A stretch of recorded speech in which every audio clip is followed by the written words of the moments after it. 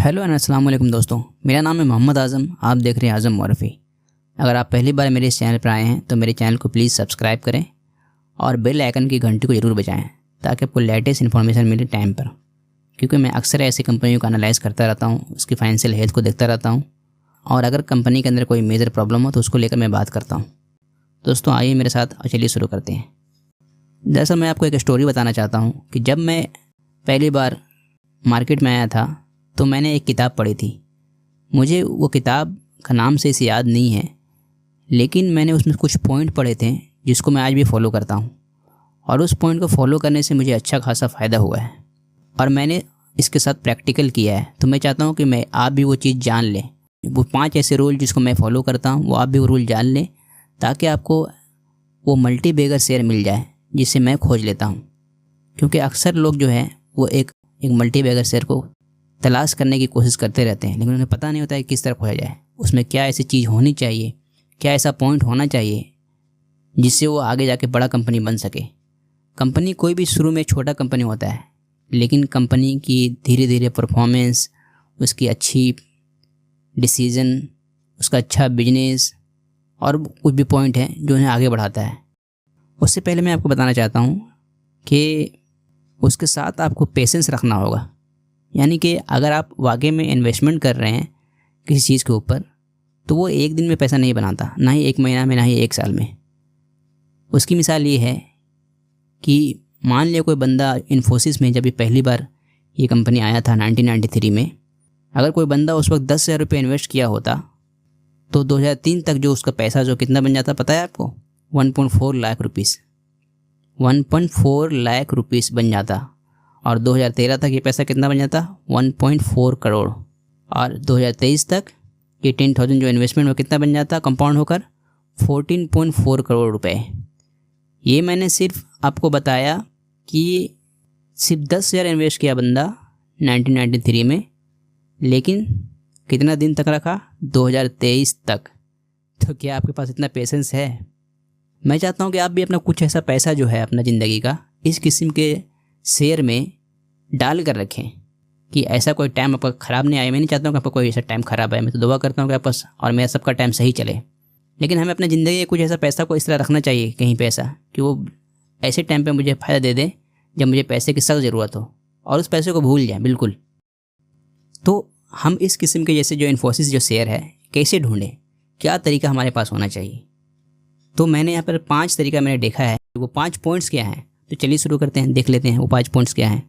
पहला पॉइंट्स किसी भी कंपनी को जो आगे बढ़ाने में मदद करती है, मैं समझता हूँ कि किसी भी कंपनी का जो डेट है उसके एनुअल प्रॉफिट से 2 टाइम्स से ज़्यादा नहीं होना चाहिए और जिसका जो डेट का जो इंटरेस्ट है उस इंटरेस्ट को बेयर करने के लिए कंपनी के पास इनफ कैश होना चाहिए। वो किस लिए? ताकि कंपनी को ट्रैप में नहीं फंस सके और अपनी वर्किंग कैपिटल के हिसाब से पूरा काम कर सके, अपने डेली के बिजनेस को आराम से चला सके। ऐसा ना कोई इंटरेस्ट कि देने में सारा पैसा खर्चा हो गया, उसकी जो नॉर्मल बिजनेस की जो ऑपरेशन है उससे उसका डिस्ट्रप्शन हो रहा है, तो ऐसा ना हो। तो उसके लिए मैंने कहा कि कोई भी ऐसा कंपनी जिसका डेट उसका एनुअल प्रॉफिट का 2 टाइम्स से ज़्यादा नहीं होना चाहिए और उसके पास जो इंटरेस्ट का जो खर्चा है उसको बेयर करने के लिए उसके पास इनफ कैश होना चाहिए, 2 या 3 टाइम्स होना चाहिए कैश उसके पास। उसके लिए मैं आपको ये मिसाल देना चाहता हूँ, एक मिसाल कि कैसे डेट जो है वो अच्छी कंपनी को बर्बाद कर देता है। मिसाल के तौर पर आप अनिल अंबानी कंपनी देख ली। जब पहली बार अपने भाई से अलग हुआ था तो वो अपने भाई से ज़्यादा पैसे वाला था, लेकिन उसके पास बड़ी बड़ी कंपनियां मिली थी, लेकिन उसकी एक कंपनी है रिलायंस इंफ्रास्ट्रक्चर लिमिटेड। उसकी जो डेट टू प्रॉफिट रेशियो उस वक्त यानी 2019 में जो थी वो कितनी थी? 6.76। मैं क्या कह रहा था कि 2 टाइम्स ज़्यादा नहीं होना चाहिए। इसका डेट कितना था? 6.76। यानी इसका जो डेट था उस वक्त वो 30,550 करोड़ और उसके पास कैश कितना था? 364 करोड़। और उस वक्त उसका शेयर कितना गिर चुका था? 600 रुपये। लेकिन उसके बाद 2019 तक जो है उसका जो शेयर कितना गिरा? ऑलमोस्ट 70%। और 2019 के बाद रिलायंस इंफ्रास्ट्रक्चर का जो शेयर प्राइस जो है वो 50 से नीचे जा चुका था। यहाँ तक ये भी खबर आई थी कि the biggest ever fire sale of Indian corporate asset has begun to tide over bad loans crisis. तो ये लोन किस तरह ख़तरनाक है एक कंपनी के लिए, ये रिलायंस इंफ्रास्ट्रक्चर के एग्जाम्पल से आप देख सकते हैं। आज कंपनी ने क्या किया है कि अपना लोन को कम किया है, तो ये अपना कंपनी जो है अब थोड़ा पोजीशन पे दिख रहा है। उसकी दूसरी मिसाल है जयप्रकाश एसोसिएट्स, जिसके पास 40,000 करोड़ का जो लोन था, वो भी शेयर प्राइस ऑलमोस्ट 60% गिरा 2019 के बाद। आप सुजलोन एनर्जी लिमिटेड को देख सकते हैं कि उसका शेयर प्राइस भी किस तरह गिरा था जब वो डेट ट्रैप में फंसा था, और आज कंपनी ने डेट को पूरा ख़त्म कर दिया तो कहाँ है। सुजलोन की जो डेट थी 2022 में वो 6,465 करोड़ थी और प्रॉफिट कितना था 900 करोड़। उस वक्त उसकी डेट टू प्रॉफिट कितनी थी 7.18, तो उस पर शेयर का प्राइस कितना चल रहा था 7 रुपये या 10 रुपये। लेकिन जिस तरह जैसे ही डेट को कम किया, कब डेट कम किया, जब कंपनी ने पहली बार लाया था राइट इशू, और उस वक्त जो राइट इशू लाया था उसने मैंने ख़रीदा भी था, क्योंकि मुझे लगा ये सही प्राइस है, 5 रुपये पर राइट इशू मिल रहा था भाई, जिसकी वजह से मेरा जो शेयर प्राइस जो एवरेज हो कितना हो गया था 7 रुपये हो गया था। तो जैसे ही कंपनी ने डेट कम किया, मार्च 2023 से जो डेट कितनी हो गई थी 1938 करोड़, यानी 6,465 करोड़ से कितना कम हो गया था 1938 करोड़, और उसकी EBITDA कितनी थी उस वक्त 833 करोड़। तो उस पर डेट टू प्रॉफिट रेशियो कितनी बन रही थी 2.32। तो इससे भी मैंने दिखाया आपको कि जब एनुअल जो इसका जो डेट होता है, जो इसका जो डेट होता है इसका एनुअल प्रॉफिट के 2 टाइम्स से कम हो जाता है तो कंपनी ग्रो करने लगती है। अगर कंपनी के पास इनफ बिजनेस है और हर साल ग्रो कर रहा है तो ये डेट उसके लिए खतरा नहीं पैदा करता है। तो पहला पॉइंट मैंने क्या बताया आपको कि किसी भी कंपनी का जो डेट है वो उसके एनुअल प्रॉफिट के 2 टाइम्स से ज़्यादा नहीं होना चाहिए। तो ये पहला पॉइंट है कि शेयर को मल्टीबैगर ढूंढने के लिए। अब दूसरा पॉइंट क्या है, consistent future growth with less competition, यानी आप ऐसे बिजनेस को ढूंढें जिसके पास कम कंपटीशन हो और वो कंपनी कंसिस्टेंट ग्रोथ कर रहा हो। तो अभी आप कौन सी कंपनी को देखेंगे जिसके पास कंपटीशन कम है। आप ऐसी कंपनी को ढूंढिए कि उसके जो इंडस्ट्री में कितने कॉम्पिटिटर हैं और उसका जो इंडस्ट्री है वो फ्यूचर में कितना ग्रो कर सकता है और उसके पास उस हिसाब से कितना ग्रो करने का चांस है, क्योंकि उसके पास कंपटीशन नहीं है। तो मुझे ऐसा लगता है कि मैंने इस फील्ड में जो कोई शेयर देखा है तो एक देखा है Zomato limited, food provider industry है, यानी कि फूड डिलीवर करने वाला इंडस्ट्री है। और दूसरा ट्रैवल इंडस्ट्री, इसमें भी ज़्यादा प्लेयर नहीं है, बहुत कम है, और ये आने वाले दिनों में ये ट्रैवल बहुत बूस्ट करेगा, क्योंकि अभी जो ट्रैवल इंडस्ट्री की जो वैल्यू है जो एज़ पर स्टैटिस्टा के मुताबिक वो 78 बिलियन इंडिया की है, जो कि 2030 तक कितना हो जाएगा 131 बिलियन। यानी कि फ्यूचर में ट्रैवल का जो इंडस्ट्री है बहुत ज़्यादा बूस्ट होने वाला है। और हमारे जो इंडियन स्टॉक में जो लिस्टेड कंपनियां हैं उसमें ज़्यादा कॉम्पिटिटर नहीं है। उसमें टॉप की कंपनियां जो है उसमें क्या है, ITC है, थॉमस कुक इंडिया लिमिटेड है, ईज माई ट्रिप है और इकोज इंडिया लिमिटेड है। तो इसकी अगर हम डेट टू प्रॉफिट रेशियो अगर देखते हैं और कंपाउंड सेल्स ग्रोथ और कंपाउंड नेट प्रॉफिट ग्रोथ तो इसको नापते हैं, तो अगर हम IRCTC को देखते हैं तो इसका डेट टू प्रॉफिट रेशियो कितना है 0.03 और कंपाउंड सेल्स ग्रोथ कितना है 21% और कंपाउंड प्रॉफिट ग्रोथ कितना है 17%।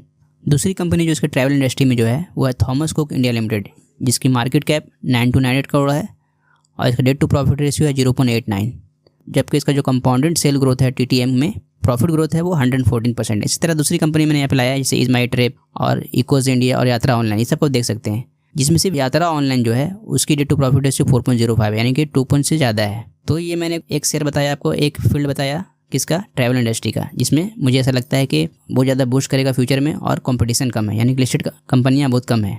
दूसरी जो मैंने बताया था आपको वो फूड इंडस्ट्री का जो है, यानी फूड डिलीवरी का।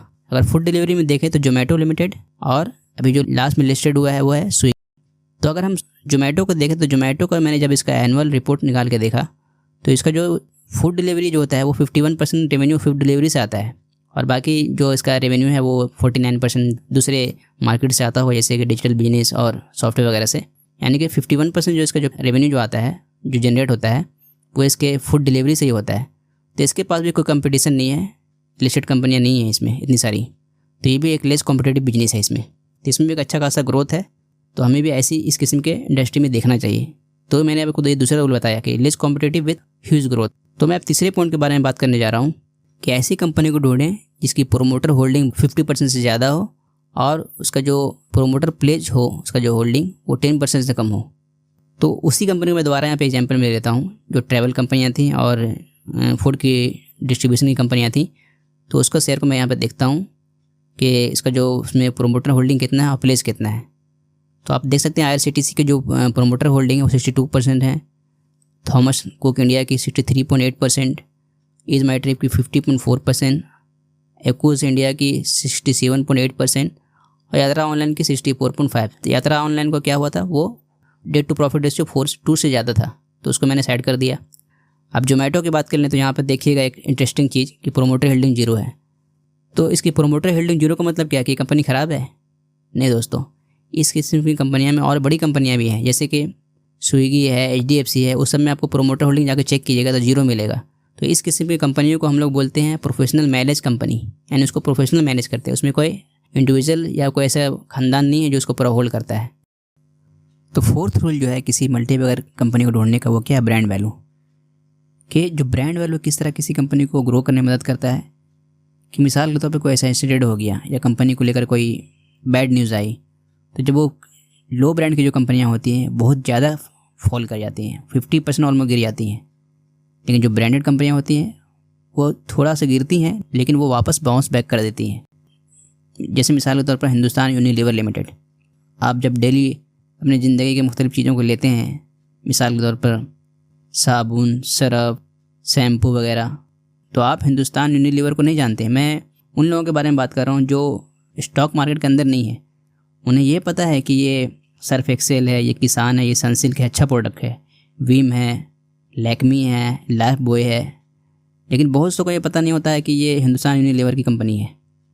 तो लोग इसको ब्रांड से जान रहे हैं, इसको पर भरोसा कर रहे हैं। तो इस किस्म की कंपनी में क्या होता है कि जब कोई ख़राब न्यूज़ आती है तो ये शेयर गिरता नहीं बल्कि बच जाता है। मिसाल के तौर पर ITC की जो आशीर्वाद है, बिंगो है, yippee है, अब जोमेटो एक ब्रांड बन गया है। तो जब कोई कंपनी ब्रांड बन जाती है तो उसे एक फ़ायदा ये होता है कि वो शेयर कोई बैड न्यूज़ की वजह से गिरता नहीं है और लोगों का पैसा बर्बाद नहीं होता है, और वो लगातार फ्लोज में वो शेयर आगे बढ़ता रहता है क्योंकि उसके पास अच्छी बिजनेस होती है और लोगों का वो ट्रस्ट जीत लेता है।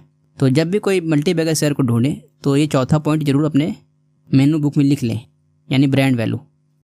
लास्ट पॉइंट जिसमें मैं बात करना चाह रहा हूँ वो है कि जब भी कोई शेयर को ख़रीदें तो लोअर प्राइस पे। ये एक बड़ा, इसके ऊपर बड़ा लंबा चौड़ा डिटेल वीडियो बन जाएगा, लेकिन मैं इसके ऊपर आपको कुछ पॉइंट दे रहा हूँ जिससे आप यानी कि अंडर वैल्यूड शेयर पता कर सकते हैं। तो अंडर वैल्यूड में हमें क्या देखना चाहिए, जो इसका जो प्राइस टू अर्निंग रेशियो है वो इंडस्ट्री से कम होना चाहिए। Low price to book ratio जो है वो लेस-1 होना चाहिए या फिर इंडस्ट्री एवरेज से कम होना चाहिए। इसका जो डिविडेंड है वो हाई डिविडेंड यील्ड होना चाहिए, यानी इंडस्ट्री एवरेज से ज़्यादा होना चाहिए। Low enterprise value to EBITDA ratio जो है वो इंडस्ट्री एवरेज से कम होना चाहिए। स्ट्रॉन्ग फाइनेंशियल ग्रोथ होना चाहिए। ये तो है under valued indication. Over valued indication क्या है, ये उसका उल्टा कर लीजिए। हाई पी इंडस्ट्री से ज़्यादा होना चाहिए। हाई EBITDA जो है वो इंडस्ट्री से अगर ज़्यादा होगा उसका रेशियो तो समझो कि ये ओवर वैल्यूड है। उसकी फाइनेंशियल वीकनेस है, उस कंपनी की जो है वो इंस्टीट्यूशनल ओनरशिप क्या है वो डिक्रीज़ हो रही है। आप देखे होंगे कि बहुत सारा कंपनी में रिटेल पूरा भर गया है, तो इसका ये मतलब है कि 100% वो शेयर के अंदर सही नहीं है। लेकिन इसके ऊपर एक बड़ा वीडियो बन सकता है कि अंडर वैल्यूड शेयर को किस तरह ढूंढा जाए। तो ये मैंने आपको 5 पॉइंट बताया जो मैं हमें अभी भी यूज़ कर रहा हूँ और इससे मैं शेयर को ढूंढता हूँ और मुझे सक्सेस मिला है। तो उम्मीद करता हूँ कि आपको ये वीडियो पसंद आया होगा और मैं चाहता हूँ कि आप भी इस किस्म का शेयर निकालें। अगर कोई निकाला तो प्लीज़ इसमें कमेंट करें और मुझे बताएं कि ये जो वीडियो मैंने जो बनाया है वो एजुकेशनल पर्पज़ के लिए बनाया है। तो दोस्तों ये एक वीडियो था, बहुत मैंने रिसर्च करके बनाया था। मुझे उम्मीद है कि आपको ये वीडियो पसंद आया होगा।